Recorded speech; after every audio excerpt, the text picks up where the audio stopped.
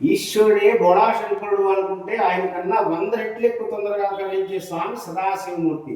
25 శిరస్సులు, 50 చేతులు, 48 ఆయుధాలు, 2 అభయాస్త్రాలతో చిరునవ్వుతో దర్శనమిస్తూ ఉంటారు స్వామి. ఆ 25 శిరస్సులు అలాగే ఎందుకున్నాయి? కింద ఉన్న 9 శిరస్సులు కూడా నవగ్రహాలకు అధిపతులు, పైనున్న 7 కూడా సప్త ఋషులకు అధిపతులు, పైనున్న 5 పంచభూతాలకు అధిపతులు, పైన 3 బ్రహ్మ విష్ణు మహేశ్వరుడు, ఆ పైనున్న స్వామి సదాశివమూర్తి. ఈ కుడివైపు కనపడుతున్న అమ్మవారి పేరు చండికాదేవి. ఎవరి చండికాదేవి? సాక్షాత్తు శ్రీ మహావిష్ణువు యొక్క చెల్లెలు.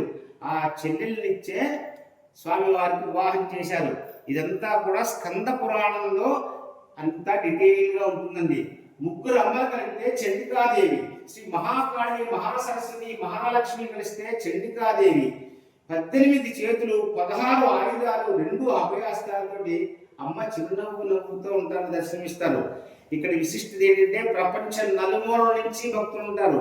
ఎందుకు అంటే ఇక్కడ ఏ మంచి కోరుకున్నా కూడా ఉత్తర క్షణంలో అవ్వాల్సిందే. ఉత్తర క్షణము అంటే గంటలు రోజులేనండి, అంతకు మించి ఎక్కువ టైం తీసుకోరు.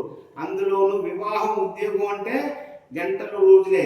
ఇంత ఈ గడప లోపల అడుగుపెట్టి స్వామివారిని, అమ్మవారిని మనస్ఫూర్తిగా కనుక పాదాలు స్పృశించి తలుచుకున్నట్టయితే అది అవ్వవలసిందే. ఎందుకు అంటే దీనికి 2 కారణాలండి. ప్రతి సోమవారం, శుక్రవారం స్వామివారికి, అమ్మవారికి రుద్రాభిషేకాలు జరుగుతూ ఉంటాయి. తరచూ నెలకి 2 నెలలకు ఒకసారి చండీ హోమం చేస్తూ ఉంటారండి. ఆ చండీ హోమం కూడా చాలా శాస్త్రోక్తంగా చేస్తూ ఉంటారు. అందుకని ఈ శక్తిపీఠానికి ప్రపంచం నలుమూల నుంచి భక్తులు ఉంటారండి.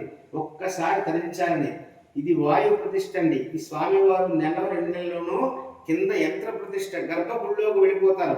ఇలా స్వామివారి పాదాలు స్పృశించే ఇది కానీ, ఆ భాగ్యం కానీ ఇంకా 1-2 నెలలు మాత్రమే ఉంటుంది. చక్కగా వచ్చి స్వామివారి పాదాలు, అమ్మవారి పాదాలు పట్టుకుని మీకు కావలసిన కోరిక చక్కగా కోరుకోండి అమ్మా.